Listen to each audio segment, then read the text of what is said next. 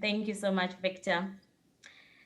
Thank you for this opportunity. And I can't wait for everyone to hear the amazing work that we're doing down under in Western Australia.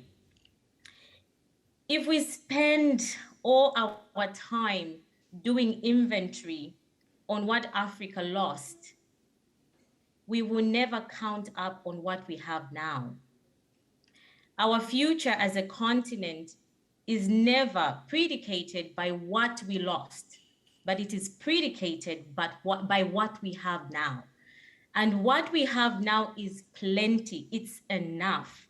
The amount of skills and the knowledge and the ideas we've so far listened to in the last 24 plus hours is amazing.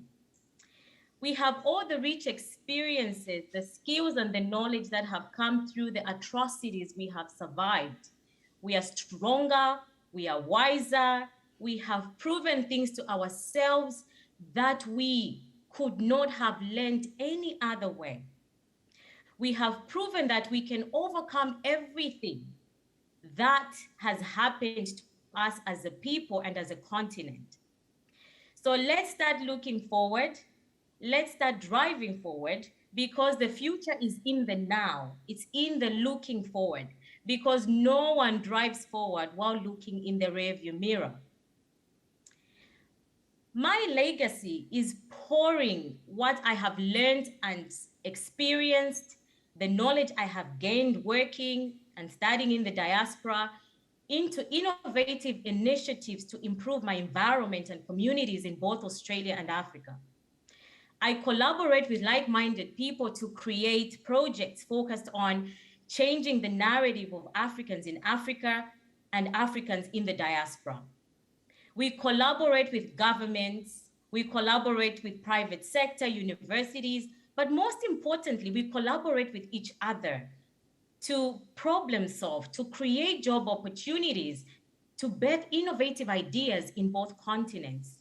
So, if what I share with you today encourages you to build a table out of a tree, it means I have built it too.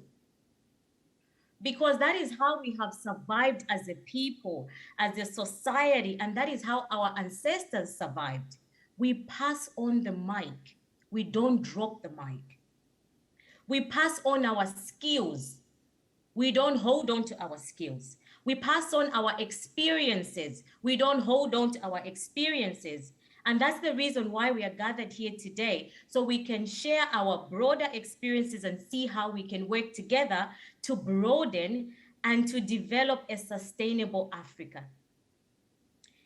If you're going to do business today, and I believe we've got so many entrepreneurs joining in this symposium for the next 2 days, if you're going to do business today, you cannot build your business around people like you.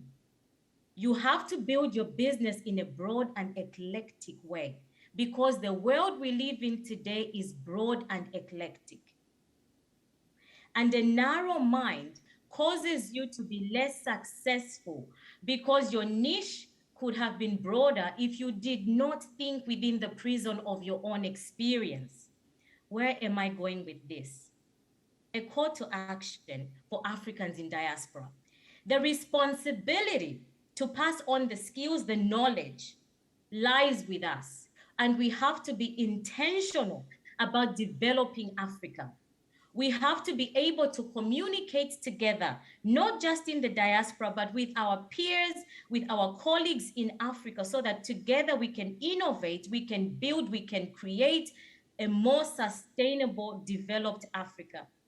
We need to be able to come together to a table like we have now, to be able to discuss ideas and broaden our perspective in a broader and eclectic manner when we combine it. I'm sure everyone is just thinking, oh, that sounds amazing. Can we hear that in practice? So I'll give you 3 examples of what we've been working on in Western Australia. Example number 1, ASPRAMED. And I was very, very excited to hear the president of the African Development Bank yesterday share about the amount of professionals that are leaving Africa on a yearly basis. I think the number was 70,000 a year, and most of those are medical professionals. And I am part of that group of people. So AspraMed is a telemedicine platform that allows a patient to connect with the doctor in real time. But how we have built that platform a little bit different is it's not just doctors in Africa working on our platform to treat patients in Africa. We have broadened our perspective and our creativity and innovation to allow African doctors in the diaspora to be able to work on the platform to collaboratively treat patients in Africa with their African peers. And the reason why we did this is because we understand that not all medical professionals are prepared, and Africa is not yet prepared to receive all of us back to work in hospitals right now. And I'm so excited to hear that the African Development Bank and the World Health Organizations are working together to create Africa Connect, which will allow to build infrastructures where medical professionals can come and work and deliver world-class healthcare, and we'll be prepared to do that. But in the meantime, what we have done in Western Australia is come up with an idea where we can use technology to be able to share those skills and knowledge on a platform which can still do the same thing, but only in a virtual environment. Most of our creativity of AspraMed came about by a working group that was a collaborative approach between the African professionals of Australia and Murdoch University. We created a working group, put our heads together, put our collective skills together to come up with the idea to build this platform. And I'm so glad to share with you that the prototype is live and being launched in Lagos, Nigeria, 2023. The most part of the innovation for me, which has been phenomenal, has been the collaborative approach that we took by working together with our peers in Africa. I'll give you an example of one. So our peers in Africa recognized that as awesome as this platform was, we really needed to make sure that it was built for purpose. And in talking about being built for purpose, one of the ideas one of our peers came up with is how amazing would it be for a patient to be able to select a language or a dialect in which they would like their medical consultation to be undertaken in. So we added that feature on our platform.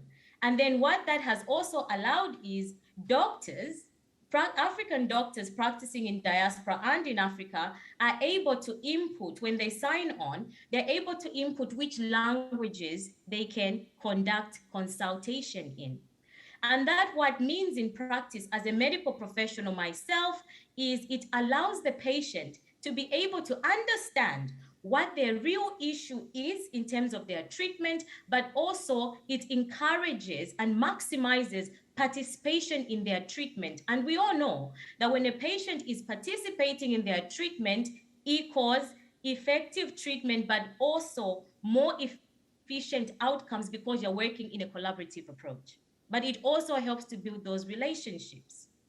On the other side, some of the innovative ideas that we've put on the platform from the West Australian side is the ability for the platform to have artificial intelligence where it understands and studies our users' experience and behaviors on the platform. What do I mean? Continuity of care. The platform is able to detect which doctor patient A saw last time. So when they come back again on the platform will suggest for them to see the same doctor. And the reason for that is that evidence-based practice teaches us that consistency births continuity of care in practice, and continuity of care gives you successful chances of a successful treatment. So those are some of the features, and that is what we have created together with African professionals in Australia, African professionals in Africa, in collaboration with Murdoch University in Western Australia. By putting our heads together, our skills and knowledge, we were able to create an idea, an innovative idea to solve a problem, but also be able to give world-class healthcare experience in a virtual environment.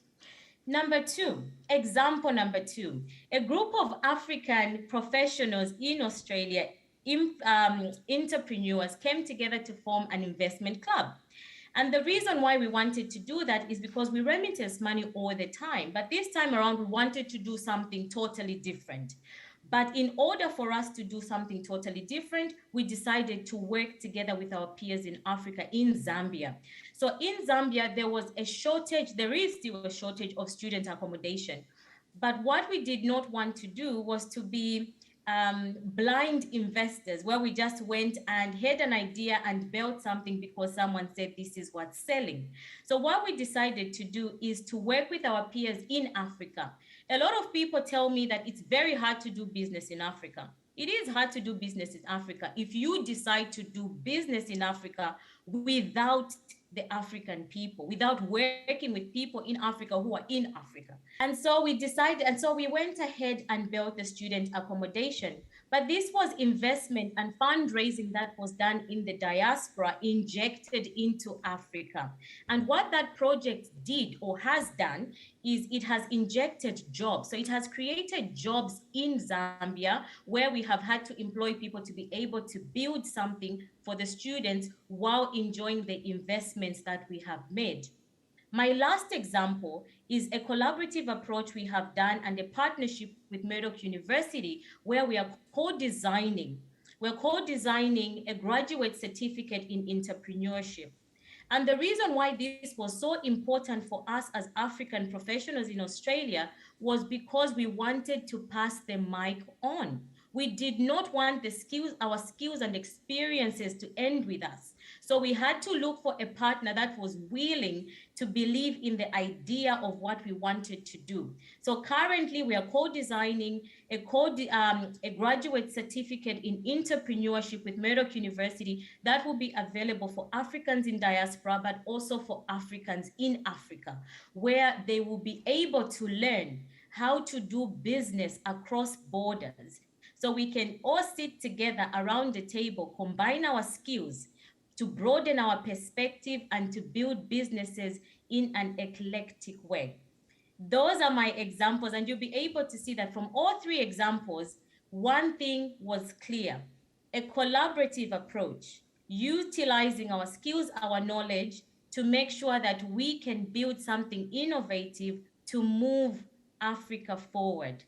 Thank you so much for inviting me to speak to this event. And I hope what I have shared with you today will encourage all of you to go and build tables from a tree.